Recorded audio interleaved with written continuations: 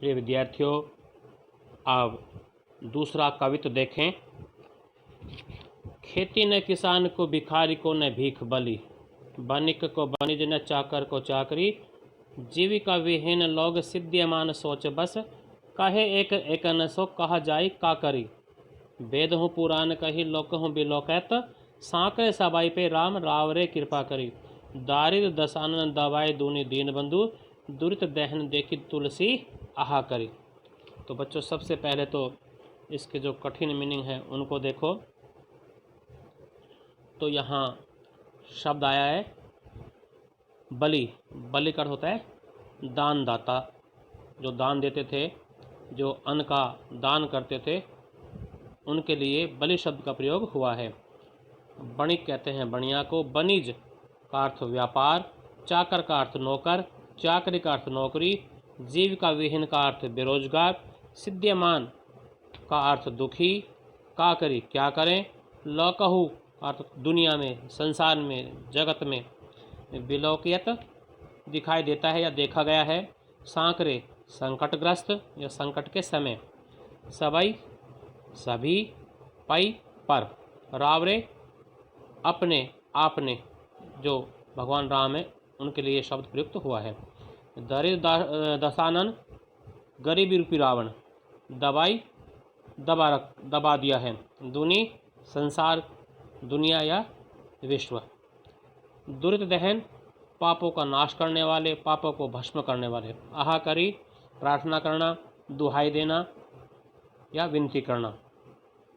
तो आइए अब इसकी व्याख्या देखें। तो यहाँ प्रस्तुत कवित्व में कवि तुलसीदास जी ने अपने समय की जो गरीबी है, जो बेरोजगारी है, उसका बड़ा ही यथार्थ चित्रण, बड़ा ही सजीव चित्रण यहाँ प्रस्तुत किया है। तो तुलसीदास जी समकालीन समाज में जो गरीबी फैली हुई थी, जो बेकारी फैली हुई थी, उसका यथार्थ चित्रण करते हुए प्रभु राम को संबोधित करते हुए कहते हैं कि हे दीनानाथ, हे दीन बंधु, देखिए समाज में हर तरफ गरीबी और बेकारी का बोलबाला है कि जो गरीबी और जो बेकारी है वो चारों तरफ फैली हुई है, प्रत्येक व्यक्ति दुखी है।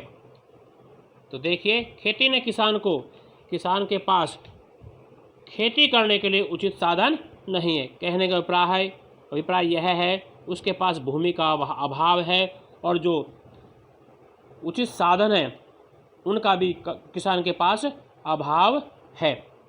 भिखारी को भीख नहीं मिलती थी, भिखारी दर दर भटकता फिरता था और कोई संपन्न व्यक्ति, कोई दान दाता भी ऐसा नहीं बचा था जो कि उनको भीख दे सके। बनिक को बनिज, व्यापारी के पास व्यापार नहीं है जिससे उसकी आजीविका चल सके। नौकरों तथा कार्य करने वाले जो नौकर चाकर हैं, उन लोगों के पास भी नौकरी का कोई काम नहीं था, अर्थात उनको नौकरी नहीं मिल पा रही थी।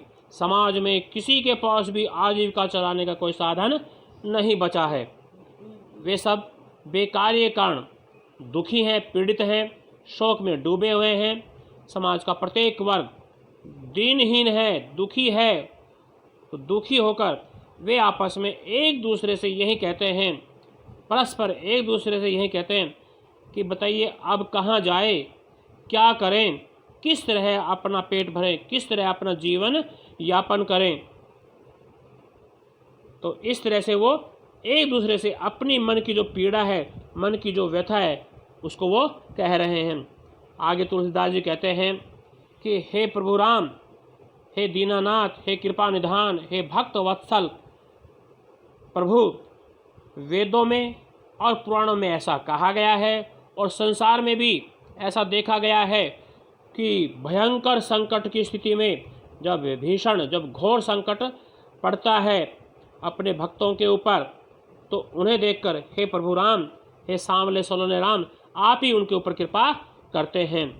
अतः हे प्रभु, आप सभी पर अपनी कृपा करें, सब पर अपनी कृपा दृष्टि रखें। आज समाज का प्रत्येक व्यक्ति दुखी है, पीड़ित है। तो दीन दुनिया की रक्षा करने वाले हे दीन बंधु, हे दीनानाथ, इस समय संपूर्ण समाज को इस गरीबी रूपी रावण ने, इस दरिद्रता रूपी रावण ने दबा रखा है। कहने का प्राय समाज में चारों ओर गरीबी का बोलबाला है। इस गरीबी रूपी रावण के भयंकर रूप के कारण लोग त्राहि त्राहि कर रहे हैं, लोग तुम्हें पुकार रहे हैं। तो ऐसे समय में हे प्रभु राम, हे दीनानाथ, आप ही उनकी रक्षा कर सकते हैं, उनको उबार सकते हैं। इसलिए मैं कवि तुलसीदास जी आपसे प्रार्थना करता हूँ, आपसे विनती करता हूँ कि आप इस गरीबी का दहन करें, इस गरीबी को भस्म कर दे, क्योंकि आप तो सभी के कष्टों को हरने वाले हों। अतः आपसे हमारी यही प्रार्थना है कि इस गरीबी से हमें उबारें, इस गरीबी से हमें निकालें, क्योंकि आप पूर्ण रूप से समर्थ हैं। आप ही इस दुनिया को गरीबी से दूर गरीबी से बचा सकते हैं, गरीबी को दूर कर सकते हैं। आइए अब इसका जो काव्य सौंदर्य है वो देखें कि तुलसीदास जी ने समकालीन समाज की दयनीय दशा का यथार्थ चित्रण प्रस्तुत किया है। और दूसरा पॉइंट देखें, आपातकाल में राम की कृपा की जो चाह, जो इच्छा है, कवि की यहाँ व्यक्त हुई है। सिद्धिमान सोच चाकर को चाकरी, एक एकन का करी, साकरे सबाई राम रावरे, कृपा करी दारिद्र दशानंद दबाई दूनी, दीन बंधु दुर्दहन में अनुप्रास अलंकार, अनुप्रास अलंकार की प्रधानता है। और दारिद्र दशानन गरीबी रूपी रावण, और दुर्दहन में रूपक अलंकार है। वही ब्रज भाषा का सुंदर मधुर स्वर प्रयोग हुआ है, कविता छंद है। और यहाँ पर प्रश्न अलंकार और पदमैत्री अलंकार भी देखने को मिलते हैं। और तत्कालीन समाज की जो बेरोजगारी है, वह अकाल की जो भयानक स्थिति है, उसका भी यथार्थ चित्रण यहाँ इस कविता में हुआ है। आइए अब इसका अंतिम पहरा देखें। धूत कहो अवधूत कहो, रजपूत कहो, जोलाहा कहो को, काहू को बेटी से बेटा न ब्याहब, काहू की जाति बिगाड़ न सो, तुलसी सरनाम गुलाम एक राम को, जाको रुचाई सो कहे कछु औ, मांगी के खेबो मसीत को सोइबो, लेबे को एक न देबे को दऊ। तो ये छंद है एक सवैया। तो इस प्रस्तुत सवैये में कवि तुलसीदास जी ने जो भक्ति की गहनता होती है, जो भक्ति की गहराई होती है, जो सघनता होती है, और उस सघनता के कारण कवि ने बताया कि भक्त के हृदय में जो एक आत्मविश्वास पैदा होता है, एक आत्मविश्वास जो जगता है, उसका सजीव चित्रण यहाँ तुलसीदास जी ने किया है। इसके साथ साथ समाज में जो जात पात भेदभाव की भावना फैली हुई है, जो जाति प्रथा फैली हुई है, जो धर्म विभेद फैला हुआ है कि धर्म लोगों को आपस में बांट रहा है, उसका भी कवि ने जोरदार खंडन किया है, उस पर कटाक्ष किया।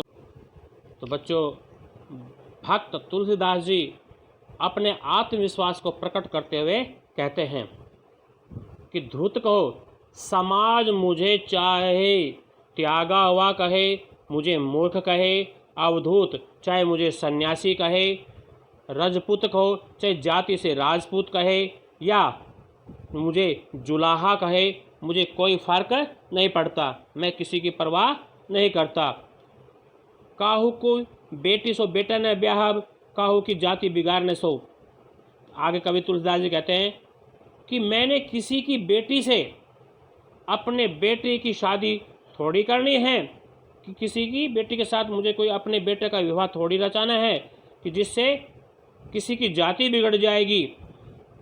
आगे तुलसीदास जी जाति धर्म का खंडन करते हुए कहते हैं, उस पर कटाक्ष, उस पर व्यंग्य करते हुए कहते हैं कि मैं तो केवल प्रभु राम का दास हूँ। तुलसी सरनाम गुलाम है राम को। यदि मैं एकमात्र गुलाम हूँ, मैं यदि किसी का दास हूँ, तो वो प्रभु राम का दास हूँ। और जाके रुचे, जिसको जो अच्छा लगे, जिसके मन में जो आए, वो मेरे बारे में कहे, मुझे बुरा बताए, मुझे मेरी आलोचना करे, मुझे बुरा बताए, मुझे इससे कोई फर्क पड़ने वाला नहीं है। क्यों? क्योंकि मांगी के खेबो मस्जिद को सोइबो, मैं मांग कर खाता हूँ, अर्थात मांग कर अपना पेट भरता हूँ और मस्जिद में जाकर सो जाता हूँ। और न मुझे किसी को एक देना और न किसी से दो, न लेबो को एक, न तो किसी से एक लेना और न किसी को दो देना, अर्थात मुझे किसी से कोई सरोकार नहीं है, मुझे किसी से कोई मतलब नहीं है। आइए अब इसका काव्य सौंदर्य देखें तो यहाँ पहला पॉइंट देखें, कवि ने स्पष्ट विचार व्यक्त किया है कि उन्हें प्रभु राम की भक्ति के अलावा कुछ भी अच्छा नहीं लगता।